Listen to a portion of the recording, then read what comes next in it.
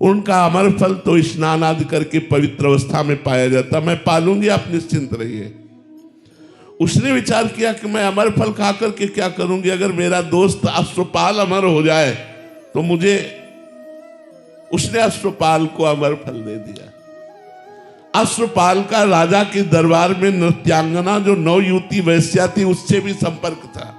उसने सोचा अगर वो वैश्या अमर हो जाए तो मेरा जीवन सफल हो जाए। उसने अपनी प्रेमिका वैश्या को दे दिया। वैश्या ने विचार किया मैं नाचने वाली इस अमर फल को खाकर क्या करूंगी, अगर महाराज भर्तरी अमर हो जाए तो वो फल फिर भर्तरी जी के पास पहुंच गया। वैश्या ने जाकर जय हो सरकार, वो निजी सेवकों में थी, ये अमर फल लीजिए। भर्तरी जी ने सुना अमर फल, वैश्या राष्ट्र का ब्रह्म ऋषि बोल रहा है, वो तो समझ में आया। वैश्या से कहा सत्य बोलना, नहीं मृत्यु दंड दूंगा। यह अमर फल तुझे कहां से प्राप्त हुआ? बोले महाराज अश्वपाल से। चलो एकांत हो, जब मैं बुलाऊं तब आना। भर्तरी जी ने कहा मैं कल दरबार में पेश हो रहा हूं। दरबार में पेश हुए, अश्वपाल को बुलाया, अगर सत्य बोलेगा तो तुझे माफ कर दूंगा, बोल तुझे ये अमर फल कहां से मिला? तो उनका महारानी पिंगला ने दिया।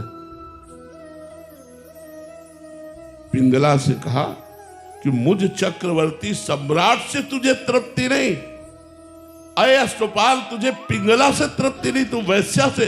धिक्कार है इस काम को और इस मन को। और अपना सम्राट पद वहीं इस्तीफा दिया और घोर वैरागी बनकर के भजन किया और भर्तरी शतक की रचना की, जो बड़े बड़े वैरागी जन पढ़ करके वैराग्य धारण करते हैं। तो ये मन हमारा सोना चांदी रुपया पैसा घर मकान स्त्री पुरुष इनसे तृप्त होने वाला नहीं। जब तक भगवान नहीं मिलेंगे तब तक हमें शांति नहीं मिलेगी, तब तक हमारा मन तृप्त नहीं होगा, तब तक हमारी इच्छाएं हमको रौंदती रहेंगी, कभी ये इच्छा कभी ये इच्छा कभी ये इच्छा। आप जब अपने से बड़े को देखेंगे तो आपके हृदय में जलन हो जाएगी, लगेगा मुझे ऐसा होना चाहिए। जब आप वैसा हो जाएंगे तो आपको और बड़ा दिखाई देगा, माया आपके सामने पेश करती जाएगी। तृप्ति कभी नहीं होगी, तृप्ति होगी भगवान की प्राप्ति से। तब लगी कुशल न जीव कहूं, सपने हूं मन विश्राम, जब लगी भजत न राम कहूं, शोक धाम तज काम। जब तक भगवान का भजन नहीं होगा तब तक तृप्ति नहीं हो सकती।